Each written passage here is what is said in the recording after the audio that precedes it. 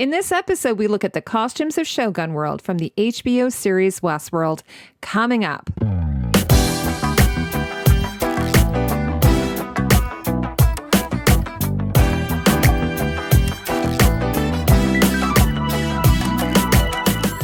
Welcome back to another episode of Costume Co.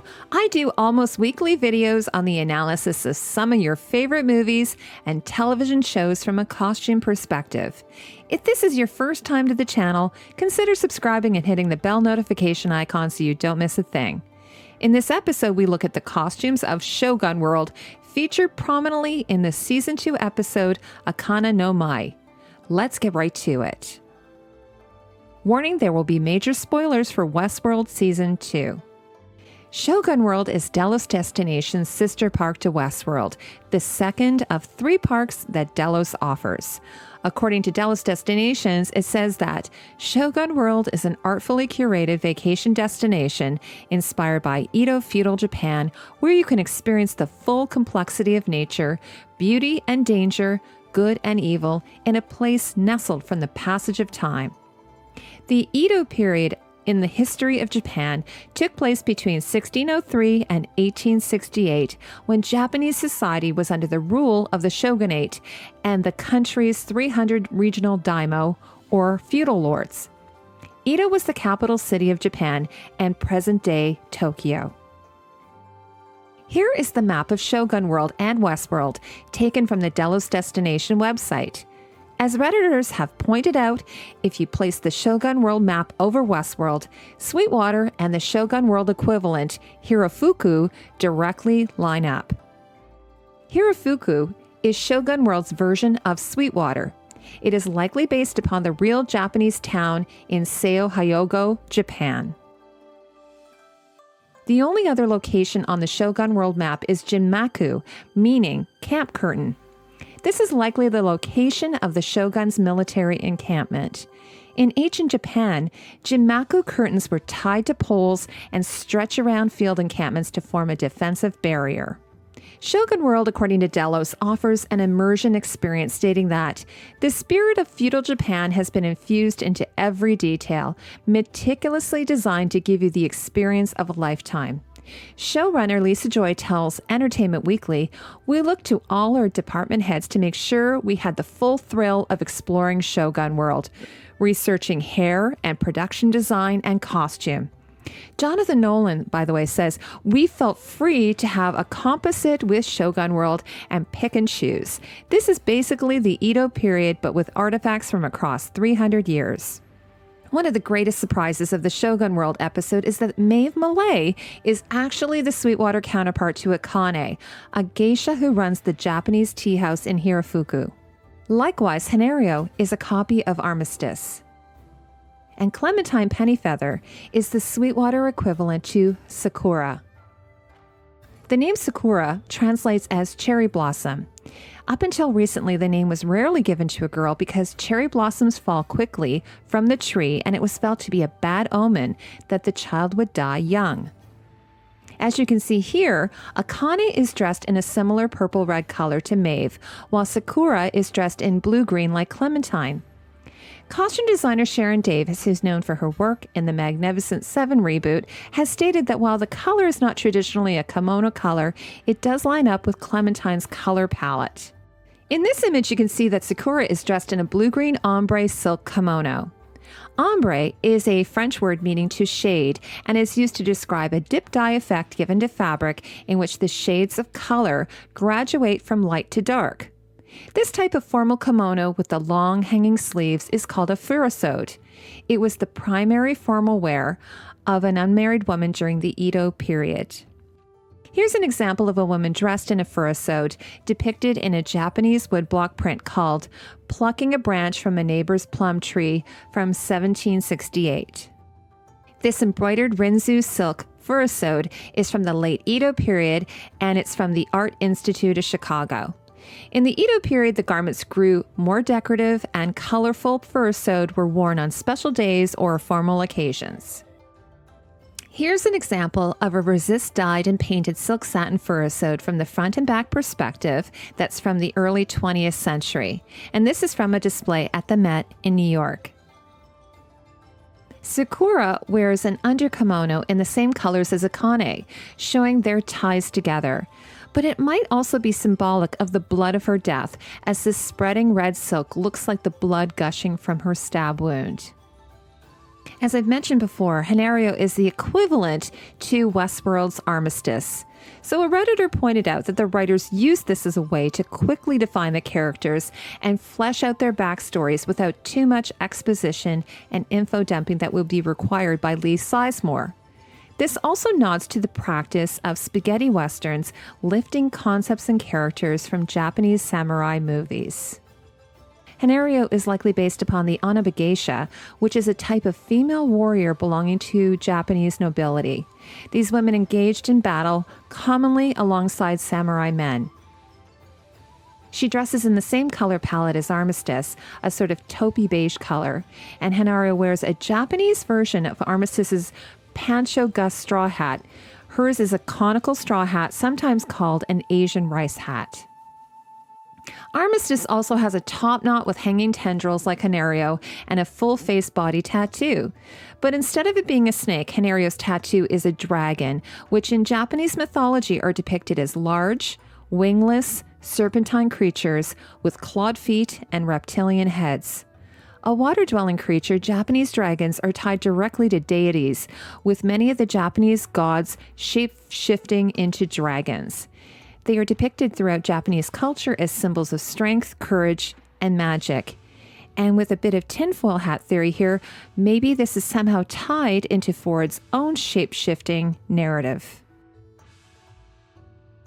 Hanaryo dresses like a male would in the Edo period, so she's wearing a short kimono jacket tucked into Hakama, which is essentially a split skirt.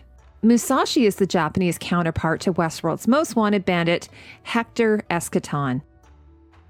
In this scene in the tea house, Hector has changed into a long summer kimono while closely studying Musashi, unsettled at seeing himself in another host. According to showrunner Jonathan Nolan, Musashi, who's a Ronin, is based upon the titular character of Musashi Miyamoto, a 1954 Japanese film by Hiroshi Inagaki.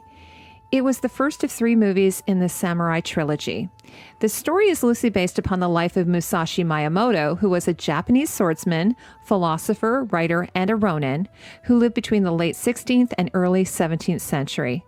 And the movie stars celebrated Japanese actor Toshiro Mifune, who is Jonathan Nolan, as he stated, his favorite movie star of all time. We might also compare Musashi to the Ronin in the Kurosawa 1961 samurai film Yojimbo. Toshiro Mifune also portrays the wandering Ronin and master swordsman.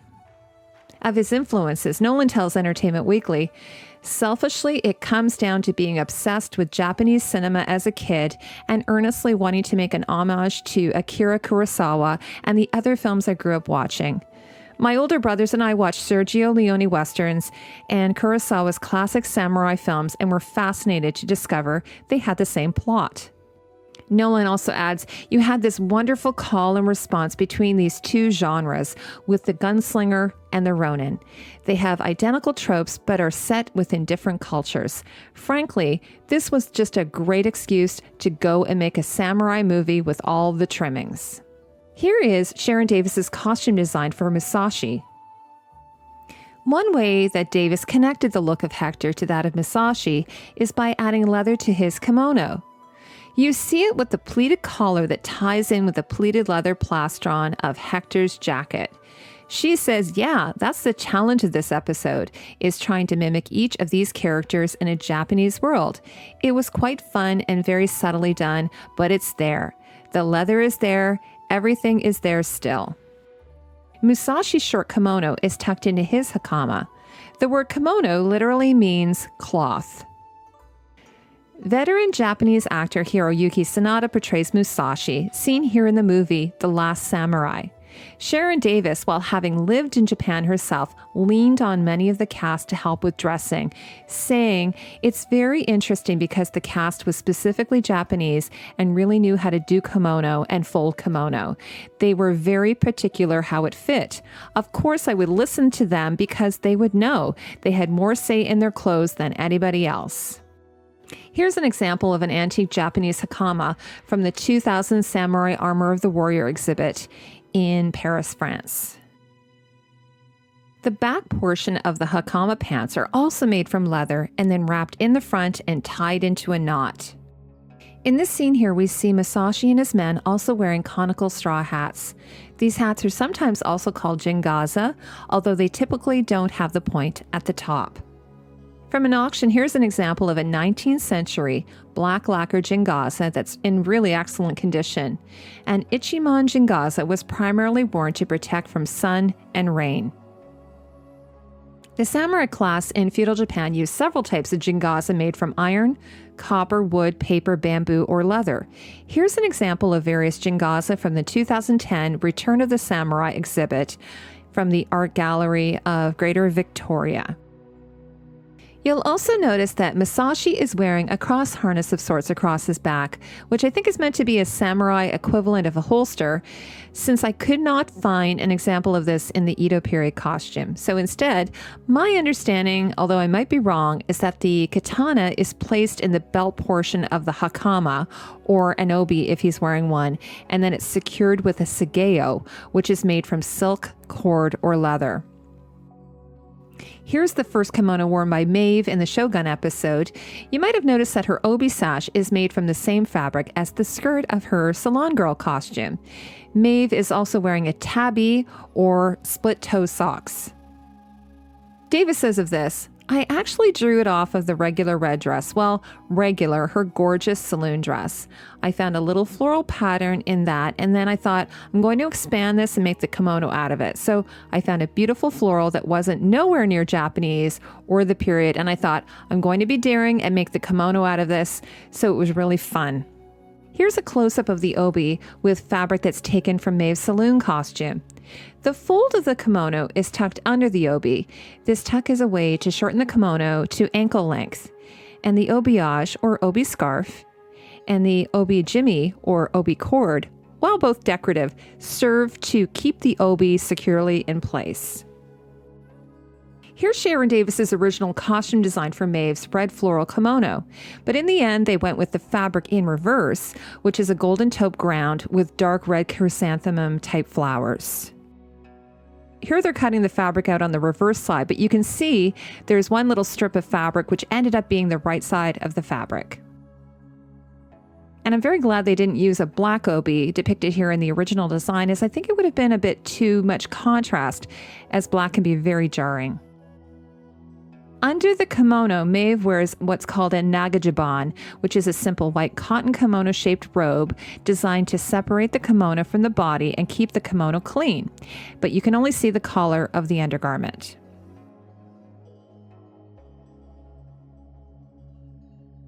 Akane is a geisha and the tea house operator, which is the hirafuku equivalent to Maeve's Mariposa Saloon and Brothel in Sweetwater. Akane is the Japanese word for deep red. Rubio akane, otherwise known as Asian madder, is the oldest red dye used in Japan. This dye was made from the perennial plant madder seen on the left, which grew wild in mountain regions of Japan. And on the right are samples of Akane dye swatches, but to obtain that dark red color, the process is repeated 20 or 30 times. We first meet Akane wearing a resist-dyed kimono in a deep Akane red color. We get a glimpse of the fancy knot at the back of the obi, which is called musubi, which is supported by the makura, or pillow. So the makura is the Eastern equivalent of the bum pad. Akane dresses as a Chinese emissary and presents herself with Maeve as translator to the shogun. Her Manchurian-style costume looks slightly more contemporary, perhaps more like an early 20th century dressing gown rather than a garment worn by a Chinese diplomat during the Qing dynasty, which would have ran sort of in parallel to the Edo period. Shogun World isn't expected to be historically accurate, though, since it is a theme park, and like the show itself, the team would be under similar budgets and time constraints. Here's the look I think that they were trying to go for in this picture dating between 1875 and 1908. The dress is called a Cheongsam or Qipao. It's a one-piece Chinese dress that has its origins in Manchu-ruled China back in the 17th century. The style of the Qipao has evolved over the decades and is still worn today. Here's an example of a late 19th century Qing dynasty Chinese blue silk Qipao robe. Although the mandarin collar is missing, this robe is fastened at the shoulder with frog fasteners, like the majority of the gowns do. Akane's headpiece is called a bainfang. Although I've never seen it with a veil typically during this period, according to the Met Museum, the hair itself was arranged over a form in this geometric configuration, but during the 19th century, black satin came to be used instead. When worn, the headdress would have been elaborately decorated with tassels, jeweled ornaments, and fresh or artificial flowers. Here's an example of a woman's silk satin headdress from the Guangxu period of the Qing dynasty, and it's from the Met in New York. The headpiece is built upon a wire frame for support. Here's Akane's dance costume, which is an ombre-dyed furisode or long-sleeve kimono. As you can see here in the costume designed by Sharon Davis, it looks more red than pink-purple. Akane and Sakura's costumes, dyed in their colors, are tied together with the ombre tie technique and matching golden obis. Davis stated in an interview with Insider that the kimonos created for the show were far from authentic. She said, "Kimonos take months to make, and we had weeks. There is so much structure for under them. We were like working 24/7 around the clock. We had so many people in town making kimonos, like 5 different sewing houses making things because they are so time sensitive and they could only make them so fast." Davis said basically we didn't use large print kimonos with big flowers and stuff. We stayed very subtle, and that's a little more Westworld. It's not so busy with prints and bright colors, so that works fine enough in this situation, but it's very limiting. So to make that work was really hard. Davis adds, "We used the silhouette, but in Westworld tradition, I didn't use authentic fabric. We used our own color palette to represent Westworld." Here is the silk after it has been dyed before it was made into Akane's kimono. In this picture, you can see that Akane's kimono is lined in a sort of peachy color, the body of the gown and the sleeves. And the act of swinging long cloth or sleeves represents tamifuri, which means soul swinging, and it's said to ward off evil and energize divine spirits. It's really hard to nail down what color the kimono is. So depending on the light, it sometimes looks like a soft red and at other times more pink. So without seeing it on display, it's hard to know for sure. In the shot, Akane has lost her obi, so you can see the simple underbelt of her kimono. And Davis didn't say, but it's likely that they've made duplicates of the kimono so that some of them would have been trashed with stage blood at various stages. Akane's wig and makeup are designed to be typical of this period, although there's clearly some modern interpretations here. Here's a behind-the-scenes image of one of the wigs being worked on, and according to the hair person, it was a very labor-intensive process.